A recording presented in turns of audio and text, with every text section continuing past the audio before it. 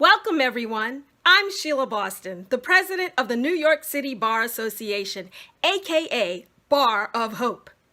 I pray that all of you under the sound of my voice are healthy, safe, and yes, even experiencing moments of gratitude and joy.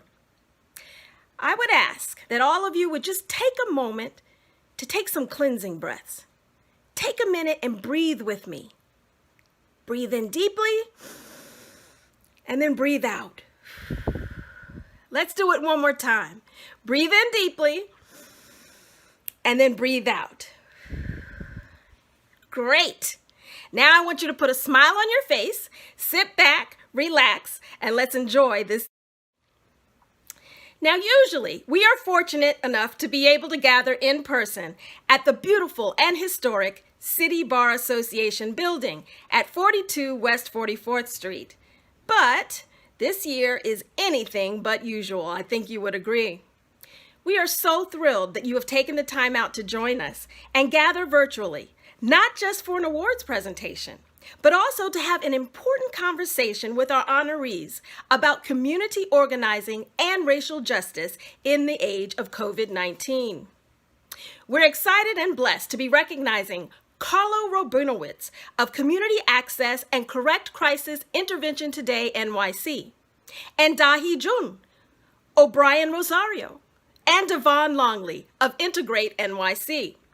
We'll also be hearing from moderator Jenny Veloz, an environmental justice community organizer at Nylpi. I hope you'll enjoy listening to them speak on their work and their efforts to make our city, and by extension, our state, our nation, and our world a more just and equitable place. And now, at this time, I am very pleased to turn the program over to the wonderful Mcgregor Smythe, Executive Director of Nylpi, to speak a little bit more about this event. Again, thank you so much for joining us, and we hope to see you all in person at the New York City Bar Association building on 44th Street, maybe next year? We'll see. But until then, remember, we are the Bar of Hope. Thank you so much, Sheila. For so many reasons, we wish that we were all gathering together at the City Bar. My name is Mcgregor Smythe, and I'm the Executive Director at New York Lawyers for the Public Interest. And it is wonderful to have so many of you join us for the 18th annual Felix A. Fishman Awards. It has been a tumultuous year. While a great weight will be lifted from our communities, from the policies that we expect out of a new administration, we can't mistake the symptom for the root cause. We are deeply divided, and the recent awakening that we saw this summer around systemic racism has been matched by a desperate denial from so many. In these critical times, we gather to honor Carla and IntegrateNYC for their leadership in these struggles for justice. We're here today because of the personal and moral force of Felix A. Fishman. He was a man of character, compassion, and integrity, a stellar lawyer at Moses and Singer for 65 years, whose moral sensibilities were shaped by the Great Depression and the Civil Rights Movement. He was a thoughtful philanthropist who for over 3 decades served as a trustee for the Henry Lucy Moses Fund, directing hundreds of millions of dollars to medical, educational, and progressive causes. We've been delighted every year to have close members of his family and close associates join us, and we're particularly sad that we aren't able to gather in person this year. Today we honor people who, like Felix, fight for lived equality for all New Yorkers. And before we get to our important panel discussion, I want to introduce Ruth Lowenkron and Melissa Yashan, who will present the awards for this year. Both are fierce advocates who've had the privilege of working with both of our honorees. Ruth is our Director of Disability Justice, and Melissa is a senior attorney in our Environmental Justice Program. So let's turn to them for the awards. Good afternoon. It's my absolute honor to introduce Carla Rabinowitz, the Advocacy Coordinator at Community Access and the lead organizer of Correct Crisis Intervention Today, New York City, or CCIT-NYC. I met Carla early in my tenure at New York Lawyers for the Public Interest, shortly after Deborah Danner, a 66-year-old Black woman, was killed in her home by the police while experiencing a mental health crisis. It was my second day on the job. I immediately sought out the advocates working on issues related to mental health crises, and all signs pointed to Carla. Carla and I spoke by telephone, met in person shortly thereafter at a rally protesting the killing of Deborah Danner, and we've been working closely ever since, most typically in the wee hours of the morning. I learned quickly from Carla's impeccable research and her say their names approach that multiple individuals, primarily Black people and other people of color, have been killed at the hands of the police when experiencing mental health crises. At the same time that I recognized the importance of this issue and made it a priority for Nylpi's Disability Justice Program, which I head, a former colleague in Nylpi's Health Justice Program was also committing extensive resources to reforming the way New York City responded to mental health crises. DJ and HJ, as we call them, began working together, and our mental health crisis reform campaign is among Nylpi's most pressing work.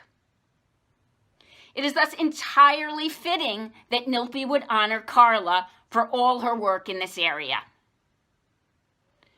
Carla is the co-founder of CCIT-NYC, a coalition of over 80 advocacy organizations, of which Nylpi is a proud member.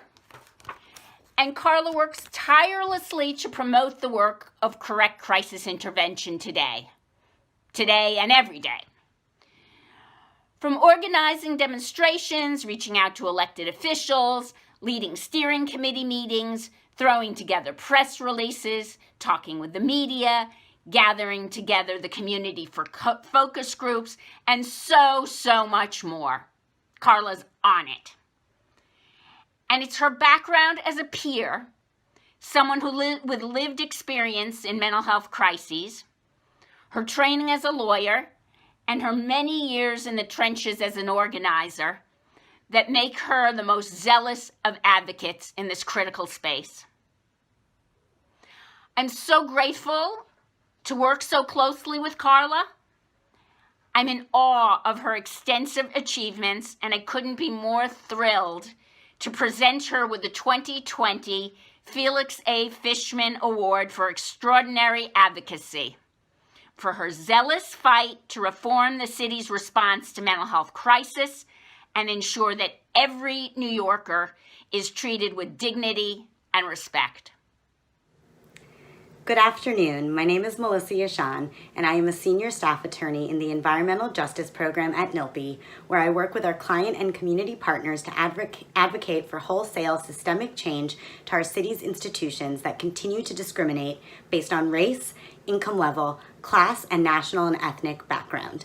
I am so proud of all of the laws that we have passed, communities who have been empowered, media and public attention we have brought to issues of import, and of course, the impact litigations that we have brought to hold institutions accountable. In particular, I am so proud of the work that I have been fortunate to do to shed light on the discriminatory nature of the Public School Athletic League and to bring transformative change to make access to after-school sports more equitable. It is this work, our sports equity campaign, that led me to collaborate with IntegrateNYC, a youth-led organization that stands for equity and justice in New York City schools. And today, it is my absolute honor to introduce IntegrateNYC as our Felix A. Fishman honoree for their inspiring work to bring equity, justice, and social change into our public education system. What is truly remarkable about IntegrateNYC is that it is youth-led in every aspect. IntegrateNYC operates with the belief and value that students are the best experts on the impacts of segregation and inequality. Integrate doesn't just point out the problems in our education system, but they also design solutions, advocate for transformative policy, and are visionaries for a more just future. Integrate believes that true, meaningful integration requires a transformation in our school system that centers on students and communities of color. Integrate's 5 R's of real integration have been developed to create lasting, revolutionary change in our school system. Born in a small, segregated school in the South Bronx as a curriculum tool to instruct teenagers about social change and social justice, IntegrateNYC has become a citywide phenomenon in the last 5 years and a core partner of Nylpi's sports equity work, as well as a plaintiff in the landmark class action lawsuit that we brought against the DOE, alleging race-based discriminations in how they allocate after-school sports teams. Today, we applaud the visionaries who brought IntegrateNYC to life and continue to teach and inspire, Sarah Camascoli and Sarah Zappler, as well as the many youth leaders who have already influenced progressive policy changes and are inspiring the youth leaders of tomorrow.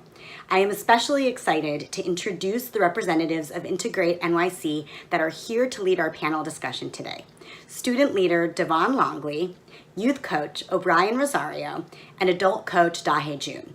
Today, we honor the work that IntegrateNYC has done to shed light on the real impacts of our segregated education system, the energy and innovation they have brought by introducing meaningful policy solutions, and the partnership that they have gifted us at Nylpi with our sports equity work together. Congratulations to Sarah, Zaps, the entire IntegrateNYC board, the student leaders of today, and those who helped build the organization, and know that we continue to stand with you in these fights that are more important than ever today. Nylpi now presents you with the 2020 Felix A. Fishman Award for Extraordinary Advocacy for your work empowering youth to lead the charge for equity and justice in New York City schools. Congratulations. Thank you so much, Ruth and Melissa, and congratulations to Carla and IntegrateNYC. We say it so much nowadays that we live in critical times, and our communities and our staff face the threat of the virus and a collapsing economy that have only deepened the damage of systemic racism. Carla and the 3 Integrate leaders that you're about to meet, Obrian, Devaun, and Dahe, work on the front lines of these issues that are ripped from the headlines. And we couldn't miss the opportunity to spark a conversation with them about organizing and racial justice in the age of the pandemic. To facilitate this discussion, we are so lucky to have Jenny Veloz, who is our amazing community organizer in the Environmental Justice Program. So let's get started. Thank you all for joining us at our Felix Fishman luncheon. Thank you to IntegrateNYC. Thank you to Carla Rabinowitz for being our honorees and taking part in this great event. We're thrilled to have all of you on our panel, and we definitely want to express the importance of this year's Fishman, especially with what's going on in the country, the social justice work that has been going on all over the place. And we are just glad that you guys are able to join us and to talk about this important moment in history and what's going on and how you all are working towards it and how it has affected all of you. We're excited to have this conversation with our close partners in this field, the impact that this pandemic has had on our work, especially organizing for racial justice and for police violence. So thank you so much. We really appreciate it, and we are honored to have you here. And I am going to introduce everyone individually. First, we have Devaun Longley, who's a senior at the Urban Assembly Bronx Academy of Letters. And Devaun is also a student leader at IntegrateNYC and has been an active member and student representative of the Fair Play Coalition.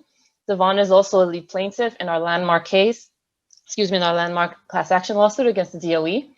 We also have Obrian Rosario from IntegrateNYC, who is currently a freshman at Howard University, where he was accepted to be part of the accelerated law school program, earning his bachelor's and JD in 6 years.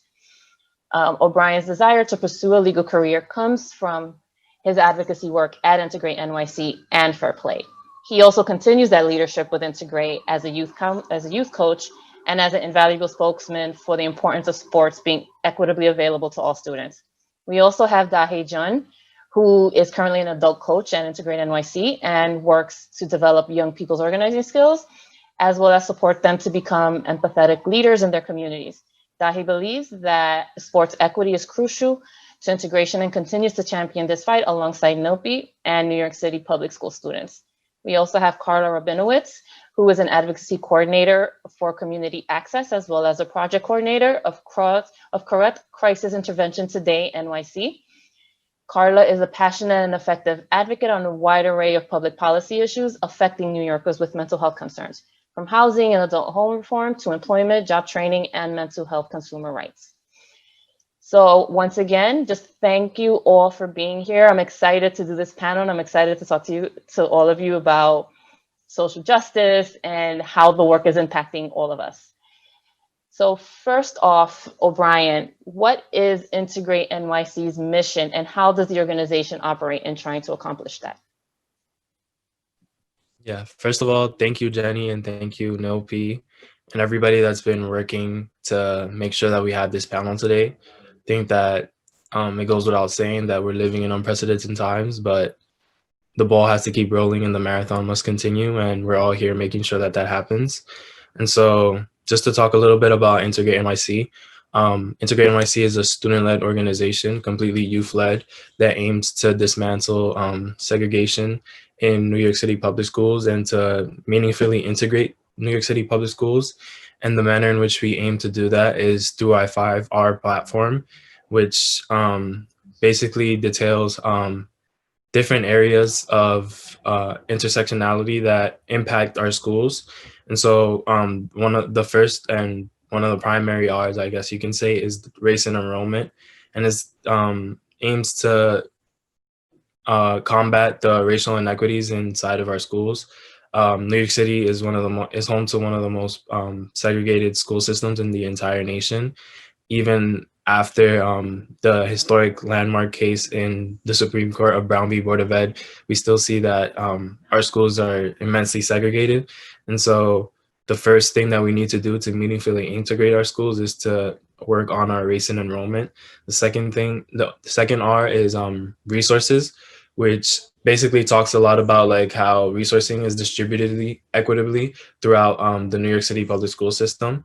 And the Fair Play Coalition works specifically with sports equity, and sports are a resource in our schools, and the fact that some schools have 40+ sports teams while others don't have access to any sports at all shows the disparity, and the disparity disproportionately affects Black and Latinx students. In continuation, the other R is relationships, which basically talks about the relationships across bodies in our schools, whether that be how principals are interacting with students, whether that be student to student, whether that be student to teacher. The relationships in our schools are really meaningful and necessary and need to be addressed in order to meaningfully integrate our schools. Restorative justice is the alternative to punitive practices, and we advocate for restorative justice, and especially in the climate that we're living in today with police brutality and all of these social justice issues, we believe that we need a more restorative approach to really aiming and addressing the issues in our society. And finally, we have representation, which basically talks about the staff in schools. There's numerous studies that go around about how when students see themselves in their teachers, see themselves in their staff, see themselves in the administration, that they, feel better in the community and they also do better in the schools. And, 70% of New York City public schools teachers are white, while 70% of New York City public school students are BIPOC, Black, Indigenous people of color. And so there's definitely a disparity there, and that's why the Integrate NYC takes a completely youth-led way and of addressing these problems and meaningfully integrating our schools. And that's so important to emphasize, especially with such a diverse city as New York City. to hear and learn that we do have one of the most segregated public school systems in the country. You know, it kind of makes you think, like, how is that possible in such a diverse environment, such a diverse city? So thank you so much, Obrian, for that intro to Integrate NYC. The next question is for Devaun. Devaun, how did you get involved organizing with Integrate NYC? Hello.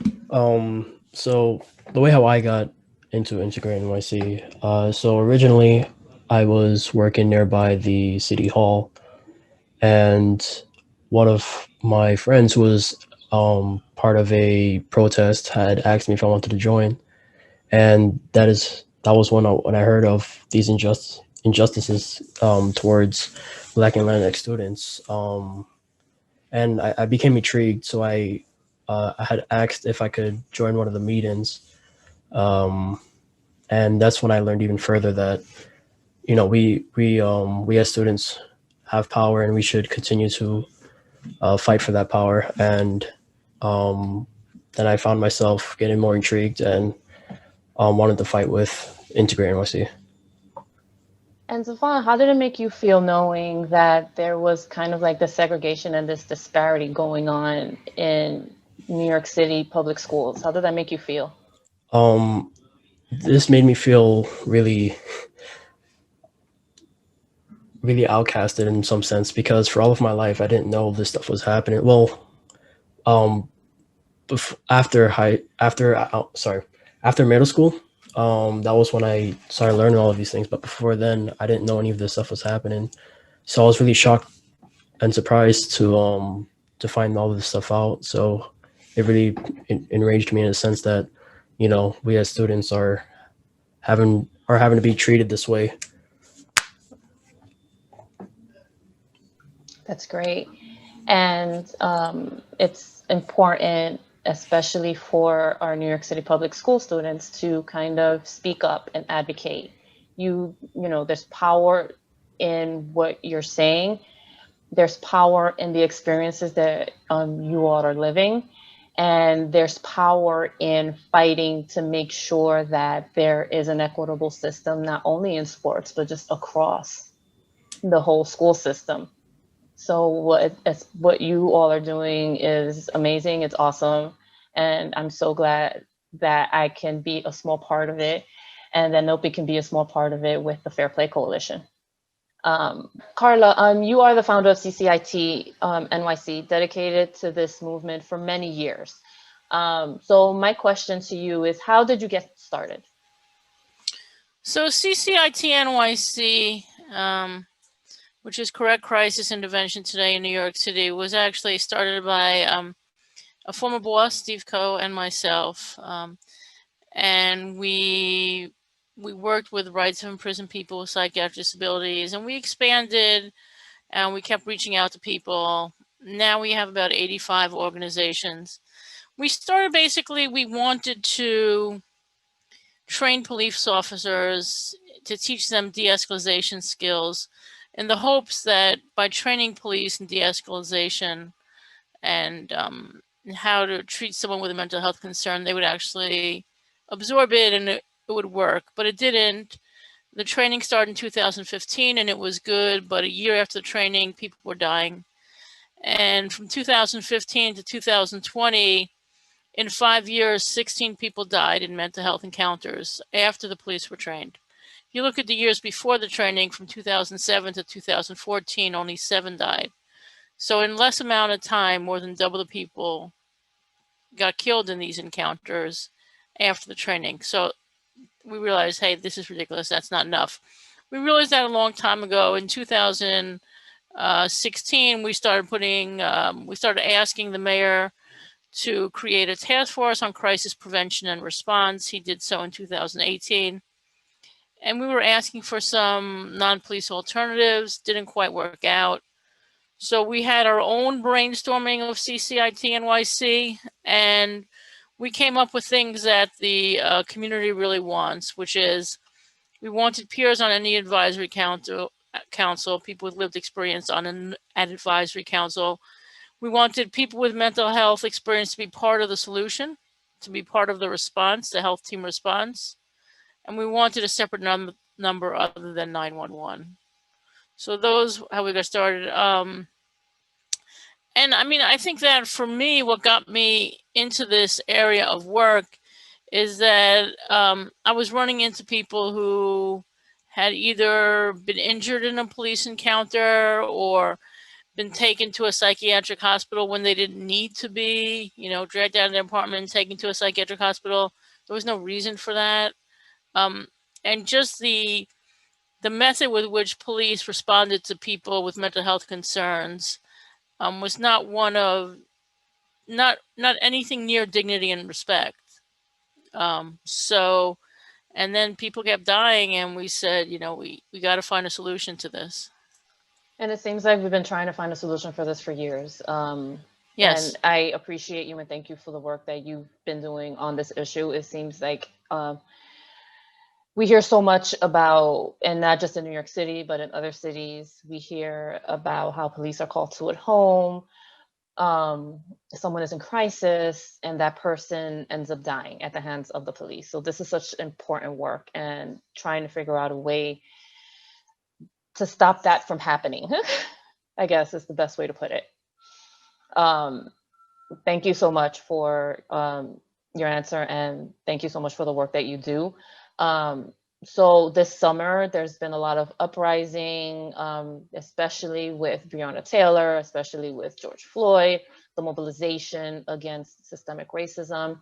And just wanted to ask you, how is CCIT-NYC's work connected to this movement?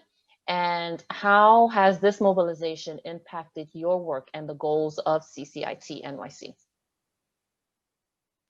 So what I failed to say when I told you about the 16 people who died in police encounters in the last 5 years is that 14 people of those 14 of the 16 who died, 14 were people who were Black or other people of color.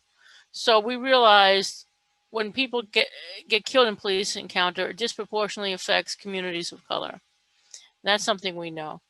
We also know that when young people and people of all ethnicities go out in the street and start to protest and start to say, you know, we don't want police violence and we're not going to take it anymore, that helps us. That helps the mental health community as well. I mean, there were a lot of people in the mental health community protesting about the death of Daniel Prude. So some people were protesting because he was a person of color. Some people were protesting because he was a person with lived mental health experience. Whatever reason he died. And the protesters, they help push us. They help push the city. So we've been talking to the city for a couple of years about having a non-police alternative, a non-police response to crisis calls. And like only now are they doing it. So they help us. The people on the street really help us. And it's good to have kind of like that mobilization around so that piece of social injustice to begin with, because it is social injustice. It is injustice to have someone unnecessarily killed because they are in crisis and not necessarily violent, but need that help to just get them through, for lack of a better term. Yeah, I mean, and it's important. One case, I'm so sorry to interrupt you. One case is, I think it's a Miguel Richards case, where this guy was, someone in the building called the police on him. He was like 12 feet away. He didn't have a weapon. And they just kept yelling at him to drop, you know, to show your hands. I mean, how is that going to help a person who's not doing well? You go up to that person, or you keep a certain distance, and you say, hey man, what's going on? I see the TV's on. What are you watching on TV? Okay. I heard your landlord called. Are you having problems with him today? I think it's something that most people with lived mental health experience could do. And I don't think it's a job for police. Right. And I think they know that. Yeah. And I agree with you. And kind of segueing into that topic, we obviously know that these are very turbulent political times right now, with the election just happening and everything leading up to it, the last 4 years. what do you feel as though there has been a groundswell of support to mobilize and be more politically active? Yes, I really do. I think that what happened is, so it's like things just like kind of like dominoes. So like a lot of people came to the street to protest, a lot of young people. And then more and more people came on the street to protest.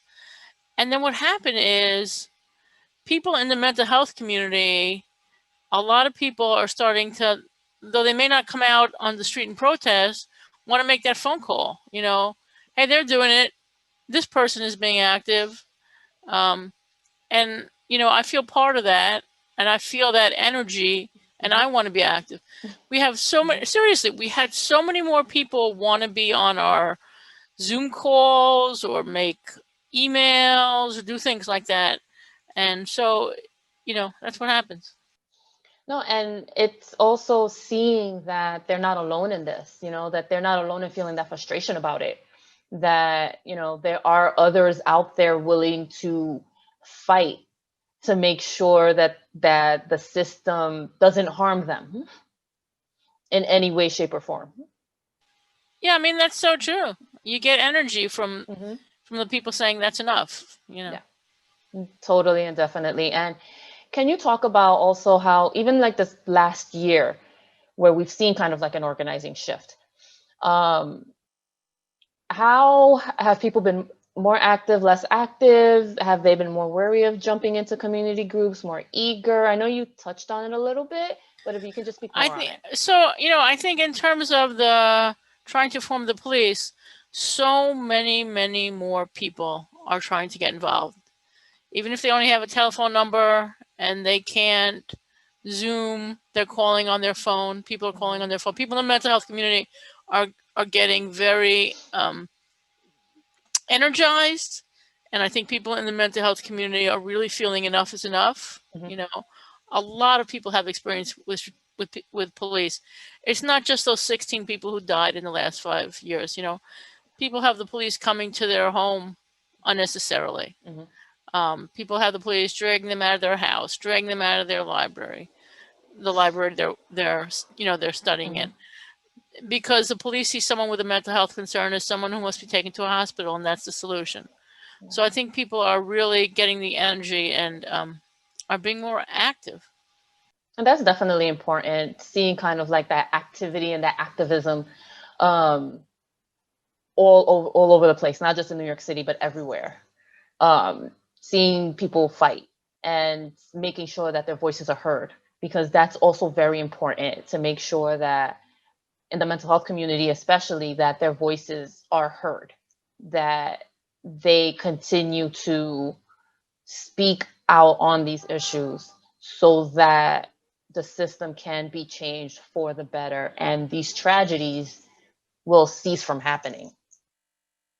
Obrian, how have the protests against police violence and systemic racism impacted New York City students and IntegrateNYC's work and processes? I think it's very instrumental to know, like very crucial to highlight that like these systemic things have and institutionalized racism is nothing new. A lot of people have like tried to like say that like COVID-19 and like the uprisings have really been the great equalizer and a lot of people are starting to realize and gain awareness about these issues. And, that has only like helped and moved our policies forward. But, we have to highlight that from the inception of this country, we are on stolen land. We brought people from Africa and there was enslaved people. There was segregation, there was slavery, there was so many different things, and this is just nothing new, right? And so what that brings with it is that like this isn't an issue that we're gonna solve overnight. And this is, like I said before, this is a marathon more than just a sprint. And so what we saw when a lot of the uprisings were coming out was when George Floyd and Breonna Taylor first, when those cases first happened, a lot of people were really like social justice warriors. Like everybody was out here, everybody was posting infographics, everybody was hitting the streets. And then slowly those numbers started to fade and started to dwindle.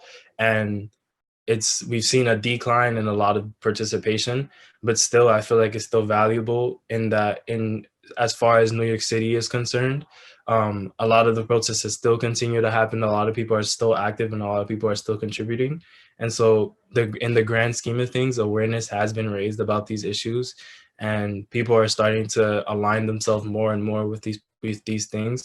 And especially with like in the climate that the election and all the things that have been going around the city and around the nation and around the world, really, is like people are starting to become more and more aware and open their eyes more. And that only helps us because, we've been in this fight for years now, and we've been trying to raise awareness. And now it's like people are coming onto it. So now it's more about like implementing the policies that we really fight for and really continuing to educate the people and continuing to have people engaged. And I'm glad that you brought up the election, because we are kind of living in some like turbulent political times right now, with this past, especially with this past election, and especially with the past 4 years. And it seems like for the first time, people who weren't really aware of systemic racism are kind of realizing what it is and that it is present and that it is out there. And it seems like some of the conversation, some of the dialogue has started to shift. But, the election kind of also revealed that there is some pushback. There is some people saying, no, systemic racism doesn't exist. It's not a thing, throughout our country. And, this question is for Dahe. Also, you can please chime in. How do you feel as though there's been a groundswell of support to mobilize and be more politically active, especially from kind of like the younger generation? Yeah, definitely. I think this year we've seen a bigger movement of young folks leading charge, whether that's organizing protests, community meetings around specific issues. And I think this year specifically, as Obrian mentioned, there was a big awakening and people were starting to understand that these community issues are very important. And so, yeah, I do see that young people are taking charge, because I think they're realizing that older folks or people who are in power are not making the changes that they want to see in their communities. And does it also feel like this younger generation, they kind of want to see individuals and people who look like themselves in that position of power? As you mentioned, yeah, absolutely. Dahe, it is like an older generation. Right. I think that representation piece is so key. I think it's so important to see, folks in power who are making these policies, who are making these decisions for their communities, to represent their community. And I definitely think our younger generation is fighting and pushing for that. Obrian, is there anything you want to add to that? Yeah, I just wanted to add that like representation is so important, and it's something that we fight for at IntegrateNYC. And having somebody that looks like you and having people that really understand the community issues actually working in the community and doing these things is what's really important. But it's also important to highlight that representation isn't the end all be all.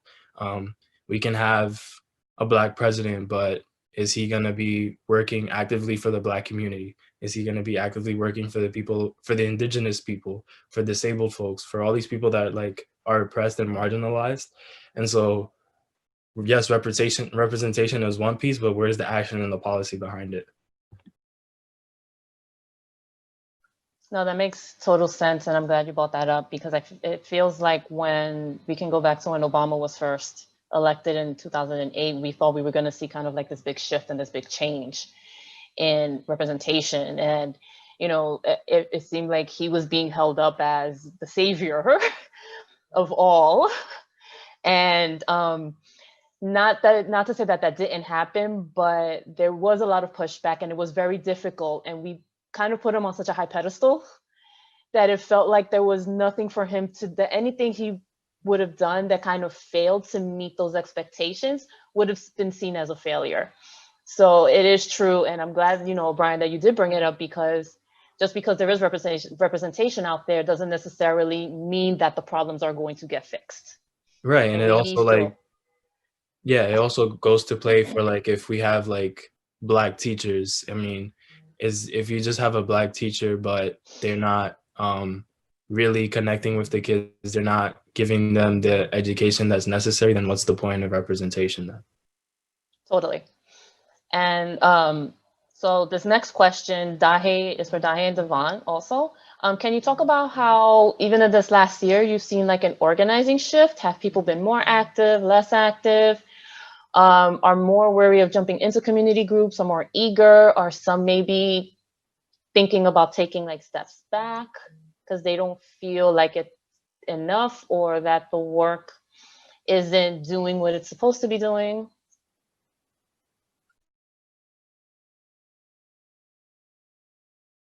Devaun, if you want to take this one, go ahead. Yeah, I'll take this one.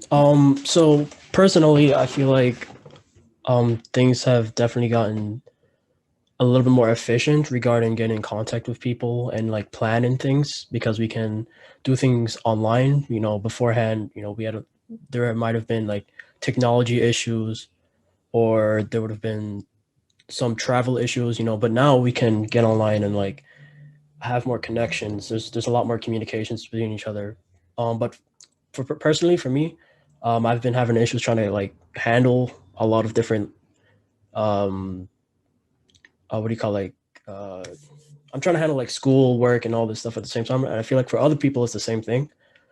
So like though communication have gotten better, I feel like the efficiency and like I feel like also as stress had also risen. So I feel like yes, it's a positive, but also it's a negative for some things. Dahe, is there anything you want to add? Yeah, I think just this year, I'm seeing that a lot more young people have been leading the charge. And just as mentioned before, I think in this time, they're able to mobilize in ways that like maybe older generations haven't been able to. And so especially during this pandemic, I think they've been really able to utilize social media, technology, and to really mobilize and gather their community members around issues that they deeply care about and that they're really tied to. And just kind of like on the topic of social media, do you think social media has helped or hindered in this kind of like mobilization effort to organize around these important like social justice issues? Yeah, that's a tough question. I feel like it can go both ways. I think social media is like a double-edged sword, but I think to be optimistic, I think there has been an effective way to use social media to organize, to get the news out, to communicate with other folks. And just specifically thinking about New York City, I'm seeing that people are able to communicate across different boroughs as they're, organizing different protests or different marches. So, from that side of communication and organizing, I think it's had a positive impact. And Obrian, is there anything you want to add? Yeah, well, when I was before I was a youth coach at IntegrateNYC, I was the director of like mobilization and outreach, and so we've always used social media as a tool to reach to our generation. The younger generation has always been on social media, on all these platforms, and so we've always been using that, and it's only been more helpful now that everybody was like stuck at home in quarantine. And so we definitely had like there was a lot of like infographics going out, and there was a lot of different things that was educating the people. And social media is an amazing tool, but we also have to be wary of like burnout. We have to be wary of trauma porn on social media, and how like people just throw the dehumanization and the complete the insane and crazy things that happen under society are just like completely exposed. And so that's where you like when Dahe was talking about like it's kind of a two-way street. Like you have to be wary of like how there is a negative effect to it, but it's also very positive in that we can communicate. And also like talking to like what Devaun was speaking on earlier, like a lot of students also, I personally my school has moved online completely. And so everything is online. Literally, social media is online, school's online, we shop online, we do everything online. And so there's a lot of like burnout that comes with that. Like you get tired of looking at a screen all day. And so, it's really kind of like how you have to play it. Like sometimes it's positive, sometimes it's negative. Yeah, it seems like there's a benefit to kind of like that in-person type of organizing, especially around important issues, like I know for me, I like going out there and like talking to people about what's going on, like talking about the Fair Play Coalition, talking about what we're doing, like if they have any, seeing if they have any questions, if seeing if like they're interested in the coalition or that type of stuff. And it's kind of hard to do that sometimes on social media. Yeah, like how can you really build community over Zoom calls and Google Right. Hangouts? Yeah, and like with Twitter, and like you can post stuff on Twitter, but is it having that same impact sometimes as if you were like in person in the room with the individuals, like you can tweet something out and you can blast it out, but how do you know that they were impacted by what you posted? So it's easy, but I think also you're all right. That kind of like in-person element is really important too, because there you can kind of like have that one-to-one, face-to-face with an individual as you're talking about these issues and these topics, and like having them, be like, oh wow, like this is interesting. How can I be a part of it? So that's totally important. And I think we should kind of remember to kind of have a balance between, doing like in-person organizing and like through social media, and like Obrian said, be careful and wary of kind of like the internet burnout and, make sure that that doesn't happen, especially during the era of COVID and like during this pandemic. Speaking of COVID, obviously it has impacted all of us. New York City as a whole, the country has been impacted by COVID. So much of community organizing involves, being out on the field, kind of like just what I just said, speaking to people. None of that is safe right now. We can't go out and like talk to individuals one-on-one right now. And it's going to be a while before any of those more traditional aspects, can be embraced. So I want to pose this question to Devaun, actually.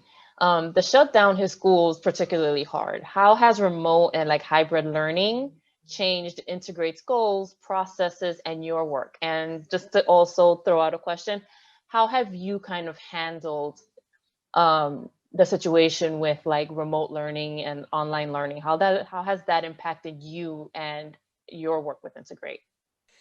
So, as we were mentioning before, a lot of these things are double-edged. So, starting with the positives, I'm a lot more efficient at home, and I'm sure a lot of people at Integrate feel the same as well. You're able to, as I said before, you're able to talk to people whenever, as long as you're on a schedule, and also you can also, do the things that you would normally do at home at the same time. You're able to relax and all that, without having to worry about travel and everything. But since the switch, I feel like at first everything was very hectic. Nobody knew what was happening, and everyone was very confused and not knowing if we were going to make it. But eventually things started to getting together. Zoom came in clutch, and made everything a little bit better, connection wise. For me now, to answer the other question you asked me, I've kind of been struggling with trying to handle everything, because I'm still a little bit shaky and everything, but I'm trying to make it through it. So That's good to know. And how has your work with Integrate been impacted? How has it changed, if it has changed? Um, how has like your goals and Integrate's goals been impacted by kind of having to do everything like remotely? before the lockdown, we had a lot of goals that in the mind. We had a lot of things happening. So as soon as the lockdown happened, we decided to like, I believe we cut down on some of the goals we had, not like leaving them in the back burner in some sense, and focusing on the things we really needed to get done. So it really allowed us to pay attention to the important things. Um, and for me, I how should I say this? One of the main things I do with Integrate, or one of the things I love to do with Integrate is express my art. So I have gotten the opportunity to draw for Integrate, and being at home, be able to. I'm a digital artist, so being able to be home and draw for Integrate and do the things um, for Integrate in some sense. I don't know where I'm going with this. I'm sorry, but it is also helped me improve my art with Integrate and all that. No, that's great to hear. It's good to hear that the pandemic and the lockdown, even though it has impacted in certain ways, that you've found like other creative ways to kind of like continue the work and be, active and be engaged with Integrate and like the awesome work that you guys do. So I don't know if O'Brien, if you have anything to add to kind of like this conversation about how COVID has impacted organizing, and like you've mentioned also that you've had to shift to online learning, that you haven't been able to actually like go to school and go to campus. So I don't know if you kind of want to talk a little bit about that and how kind of like that's impacted, how the impact has been on you. No, yeah, I think that it's very like crazy the way that everything has unfolded. I feel like COVID had like the worst timing ever for me because I was like a second term senior when COVID-19 hit. So, I missed out on graduation, I missed out on prom, I missed out on like my final season of track, and I missed out on so many other things that could have been amazing. And then like now I didn't get like my first half of my college freshman year, which is also like, and I go to Howard University, so like HU, is very big on like events and co-curriculars, and like we have crazy homecomings, we have the parties, we have everything. And so it's like I missed out on all of that, but also it's been a very like a time for me to really look into myself and really start getting used to myself. I feel like as a society as a whole, especially in New York City, we're so used to like running around all day and doing things. Like I would run from school to like fair play meetings or to Integrate NYC meetings. I'll go to my practice. I'll be here. I'll be there. And now that I've had to stay home and like sit with myself and really get to know myself, I think that's been very beneficial for me. But as far as like, online learning, I still think that like it's so difficult for students all over the world, essentially. I've been taking my college classes in my bed since August. And so to see how like that shift has been from like, getting up early in the morning and getting to school to like just turning on my camera and being in class was like very big and very different. But as far as like organizing has come, I think that we simply shifted priorities on things. I feel like before we had goals, but now we're addressing things that are like immediately need to be addressed in our communities. IntegrateNYC throughout quarantine was making sure to provide people with resources, whether that be like food, whether that be technology, whether that be whatever it may be. We were trying to like provide people for their basic needs because that's like so necessary, and a lot of people aren't equipped with these things. And so I feel like we've merely shift priorities and shift focus to really like meeting the needs of the people in the community and making sure that everybody's okay. And I think that's important to highlight that, everyone has been affected by COVID in different ways.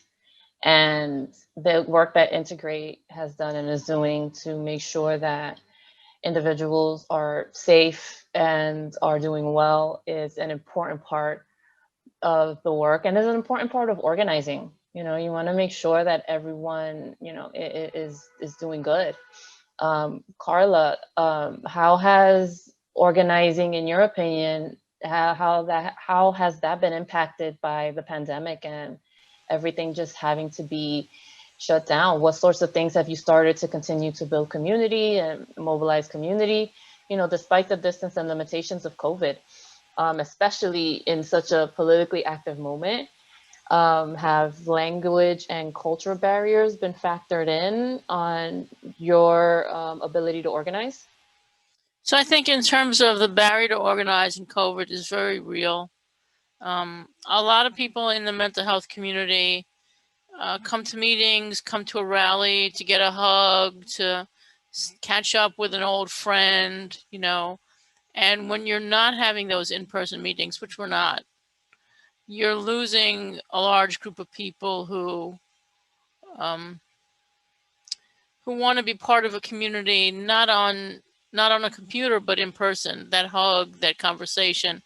Another thing is there are many, many people living with mental health community in the mental health community who don't have that much money.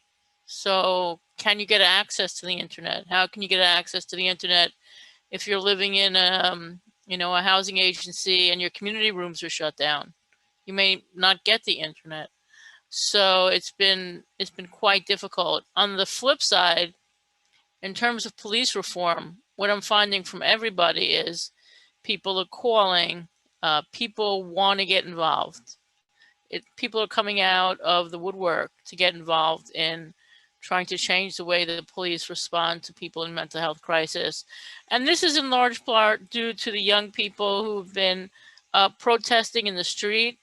They've called attention not only to the police mistreatment of people of color, but also people with mental health concerns.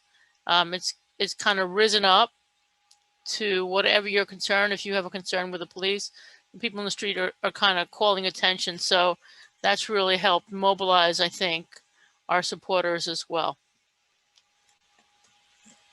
And I think that's such an important point to emphasize, that the pandemic, especially in the mental health community, I feel like sometimes we take kind of that in-person contact for granted, and we don't realize that there are people out there who need a hug, who just need basic human interaction, just basic human contact.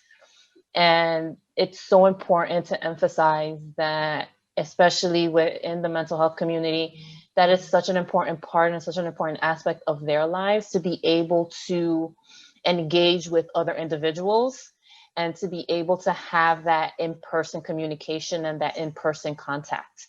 So thank you, Carla, so much for kind of highlighting it, because it's something I feel gets kind of lost a little bit. And we need to make sure that everyone has the assistance that they need during COVID and during this pandemic. And also, Carla, can you talk a little bit about, especially in such a politically turbulent time, how has your organizing adapted? Yeah, so what we're doing is a lot more. I mean, we call people on the phone. Like, we'll call people to send an email, to do an action alert. So we do that. And people are finding ways to get stuff done. So that is a good thing. We have more people who want to get involved in the police reform than ever before. But I know there is a large portion of our community who are just using phones and not using computers. So they got to figure out how to use their iPhone or whatever phone they have to send an email. But we're getting through it. That's really good to know. Have you seen any limitations in regards to like language barriers, language access, or any cultural barriers? I don't want to say not of the people that, CCIT-NYC and community access serves. There are, of course, language barriers, but I think mostly from our point of view, there's there's a real need for an in-person meeting, which we can't do. It's not only the hug, it's not only the conversation or touching someone on the shoulder. That is, I think, the biggest thing. A lot of people are feeling sad during this COVID to a great degree, are feeling depression, are feeling isolated. They can't leave their homes. They can't go, people can't go out. You know, if someone lives in Queens and the meetings are downtown, they can't do that. They can't take the train. And I think that's our biggest block right now, is that we can't have any in-person meetings. That's so important, to make sure that to somehow realize that in-person contact and in-person communication is a huge part of a lot of people's lives, and people are having a difficult time not being able to do that. So that's definitely an incredible time emotionally, and not just difficult. I mean, I go to work twice a week. Lucky to have a job. 2 days of my week I can work in the office, so I can see people for a short amount of time. And I know in weeks when I have to stay home and do stuff at home, it's harder emotionally. And can you just imagine you're home for like 6 months? I mean, maybe go out grocery shopping, but you don't see your friends and colleagues. There are no meetings. There are no in-person AA meetings. There are no in-person, overeaters meetings. There's just no in-person meetings. There's no way to connect to people. No, and I appreciate you bringing that up, because that is such an important part of everything that's going on right now. That, people are having a difficult time, that people need to have that interaction, that we all need to have that. We all need to have that interaction with other individuals. So I definitely appreciate it. Thank you so much for pointing that out. Dahe, I want to go to you and ask you a question, and I can also open it up to the panel. Do you feel like some of these adaptations may have long-lasting beneficial or harmful impact? How has the organizing field been, in your opinion, in your estimation, permanently changed? Yeah, I think some of these changes that we've made to organizing can definitely be taken in the long term and be beneficial to the movement in regards to being able to reach more people through technology, through the internet, through social media.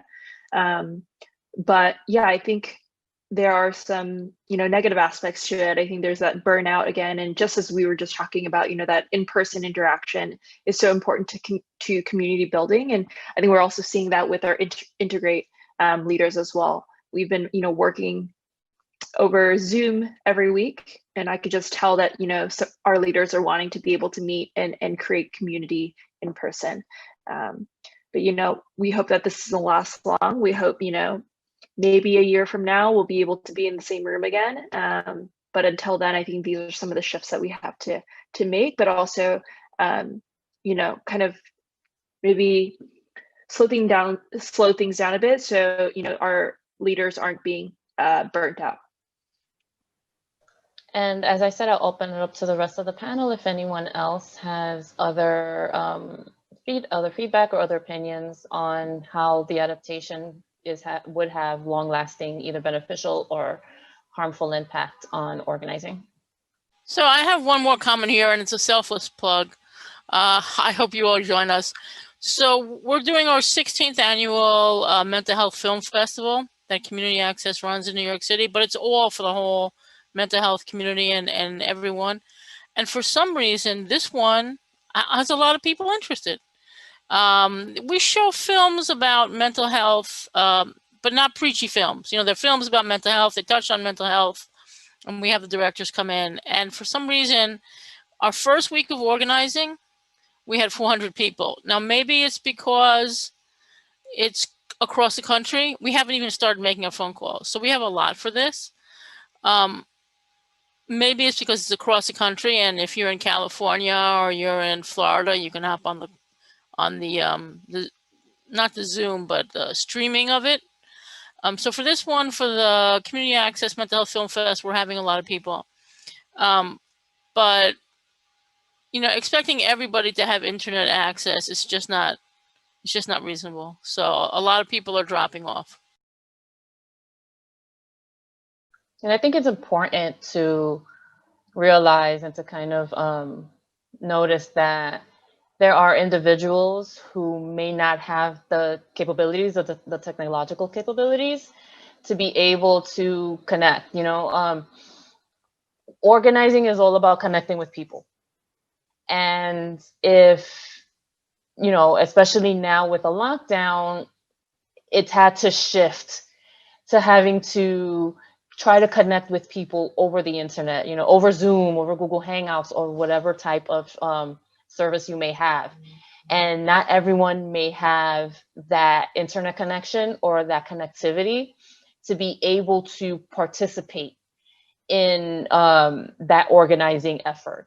And I think it's very important to kind of highlight that and make sure that we can find ways, especially now, until we reach a new sense of normalcy, figuring out ways of how we can connect to those that may be kind of lost in that shuffle, and how we can, and coming up with creative ways to reach out to them.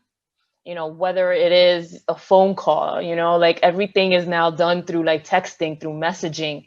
Maybe it is as simple as just picking up the phone and calling them and, talking to them about what's going on, or asking them how they're doing, just to see how they're doing and what's going on with them. So I think that is something that we do need to kind of take notice of and to highlight. And it is a perfect segue into our last topic of conversation, which is power of organizing. And I will start with Dahe and ask, what are IntegrateNYC's chief tenets of organizing, which I know Brian mentioned at the beginning, but kind of like getting the community sets the pace type of message, and how has Integrate been able to do that now? Yeah, I think our work is always based on youth power and centering youth voices. We believe that the people closest to the problem are also the people closest to the solution, and that's what we ground our work around. And especially when we, talk about integration, we, are led by students in this work because they are closest to the problem. And Carla, I want to ask you, what's the role of community organizing in bringing about like this necessary change that we need and that we see we need? What's the role of community organizing? Well, I mean, community organizing is really bringing people together. And although there are people who are not connected on the internet, for the organizations and individuals who do have access to our calls or could telephone call in, we've been trying to bring as much information to people and let people know as much as possible. We're on Twitter now. CCIT is on Twitter. And we're trying to, at CCIT-NYC, we're trying to bring as much information as we can to people. This is, it's sad why this is happening, that there's so many protesters on the street because of the deaths of people at the hands of the police. But it also has given like new life to the whole approach to have health teams respond to mental health crisis. Because of the amount of publicity this has gotten. I am hopeful that in a few years we will have peers and EMTs responding to mental health crisis. I don't know if you know, but the city has a proposal to have a clinician and EMS respond to crisis. We would like that tweaked, changed a little bit. But I am hopeful that in 2 years we will find a politician who will put in a pilot project having people with lived experience, mental health peers who can de-escalate a crisis, and an EMT responding. I'm very hopeful that that will happen. Thanks to all the people in the street. And I'm kind of glad that you brought that part up, because recently it was announced that there was going to be a pilot program, I believe, in 2 neighborhoods, where mental health experts were going to take the place of police officers when responding to a person in crisis. And I would just like to know what your thoughts are on that. So we have a few thoughts on this. So what the city is proposing to do, after a lot of pressure from a lot of groups, is to have workers in the EMS, the fire department, and clinicians respond to people in crisis as a pilot.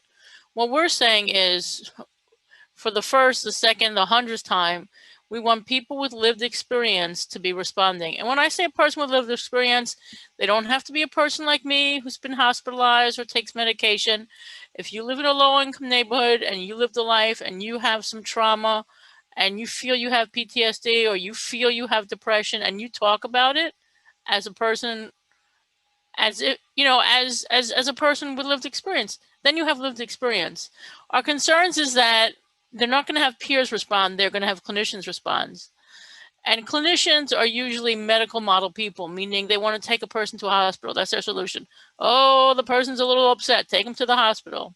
Then the person gets doped up in the hospital with too much medication. They come out of the hospital, they go off the medication, and then they go back in the hospital. So it doesn't really solve the problem of why the person needs help in the first place. And the other thing we have is the city is using EMS, the fire department.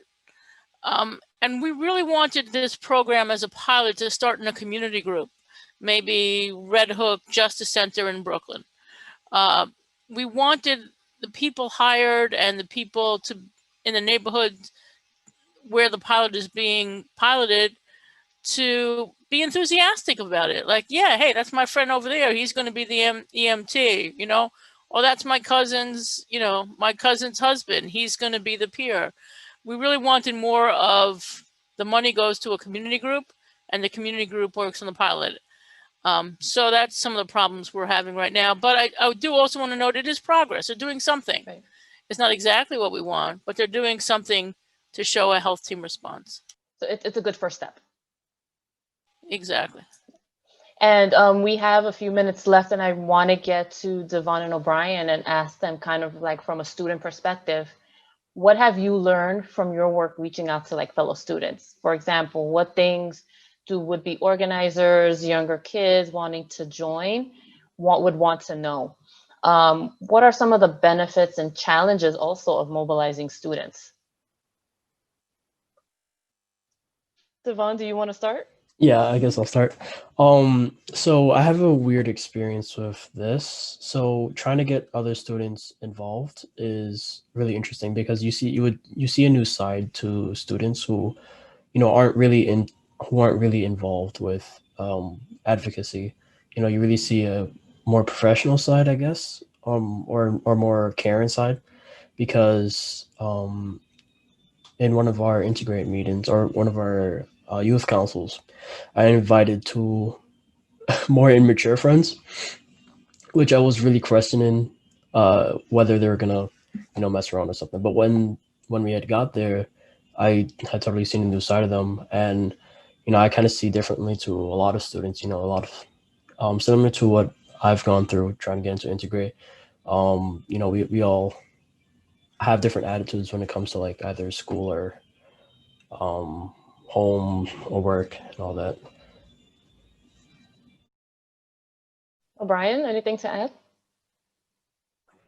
Yeah, I was just gonna say that like I feel like mobilizing other students has always been something that's difficult but not necessarily impossible. I think that one thing that I've definitely learned about myself is that like I love talking to people, and I feel like humans and people are such extraordinary. Everybody has a different story, everybody has a different background, everybody has things that they go through, and to really get to understand and really like talking to people one-on-one and getting to know them is so like fulfilling and so amazing. I also think that like it's also very important to note that a lot of what we've been talking about is that the youth are the people that are leading the movement. The youth have historically been the people that have been at the forefront. Like if you look at the civil rights movement, you look at anything in particular, it's always young people concerned about their futures, getting out there and mobilizing other people. And so I think that it's like this time especially, youth engagement has increased a lot, and it's been like a little bit easier to like talk to people about things because this is something that's impacting everybody, and it's something you really can't ignore. Like before, maybe you could say that you never experienced racism or you didn't know that these type of things happen to people, but now that everything is so out there, it's really like it's kind of ignorant to say that you don't know that these things exist and that these things affect other people. And so now getting into it and like talking to people and getting people to understand these different things is what is like the difference. And I think that is really important to note that like right now, a lot of things are unstable and that there's a lot of talk of instability. We don't know if we're going to go back to school. We don't know when we're going to go back. We don't know when we're going to go back to work. We don't know when things are going to be normal. And that's because of instability. And I think it's time to take advantage of that and start laying the foundation so that we never find ourselves in this situation again, making sure that we're addressing the needs of our people, the basic needs of our people. We should have water, we should have food, we should have shelter. Everybody should have internet access and all of these things so that we don't have to ever worry about not having that. I think that our basic needs should be met and all these things should be met. And I think that now is the time that we should be laying the foundation so that we don't ever have to go through this instability again. And as for like younger people that would want to get involved, like definitely encouraging everybody to get involved, no matter your age, no matter your race, no matter where you come from, no matter who you are. I feel like everybody has a story and everybody has a perspective, and it's very necessary.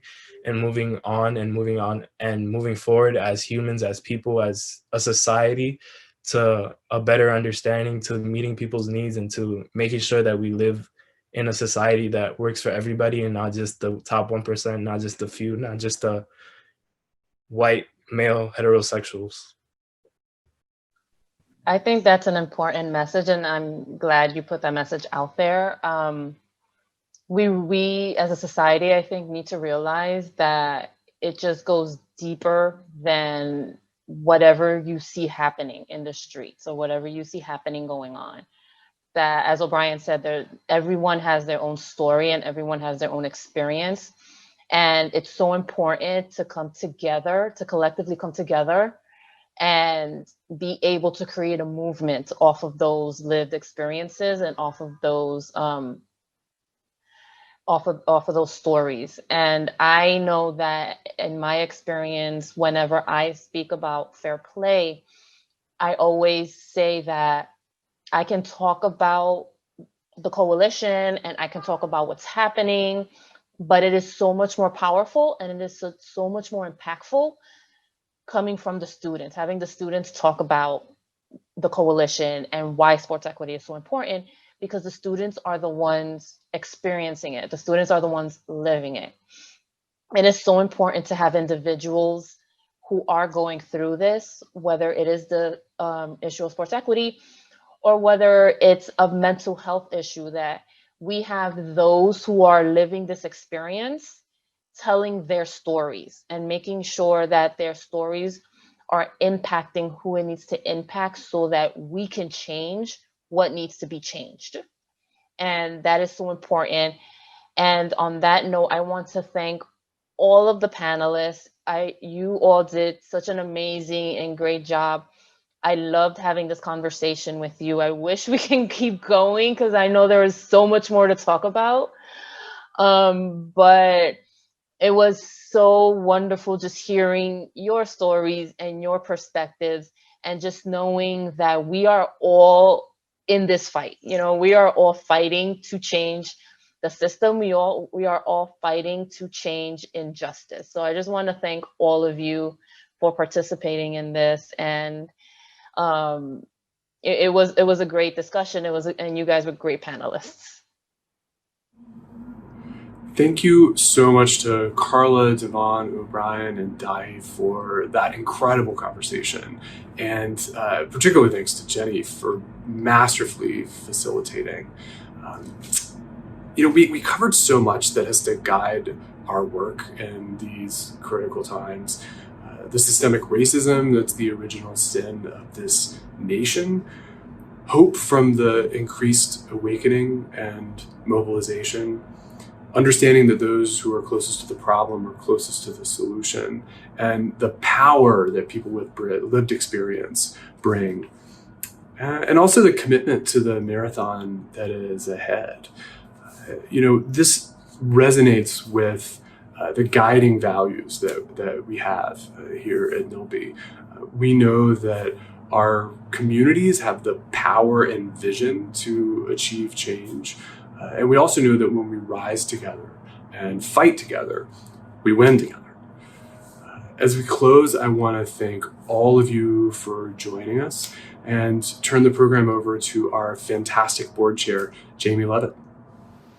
Hi, everyone. I'm Jamie Levitt, Chair of the New York Lawyers to the Public Interest Board. And on behalf of the board, I want to thank you for tuning in today. It is wonderful to be able to celebrate the leaders you heard from and the legacy of Felix Fishman, even in our remote environment. Thanks again to the Fishman family and to Felix's close associates, Alvin Schulman and Irving Sitnick, who have been attending this event for years and are constant supporters of Nylpi's work. We are so grateful for your support. And thanks as well to Melissa and Ruth, true champions of justice themselves, for so eloquently and passionately presenting the awards to Carla and IntegrateNYC. And finally, I want to applaud once again our panelists for their inspiring perspectives and tireless community organizing.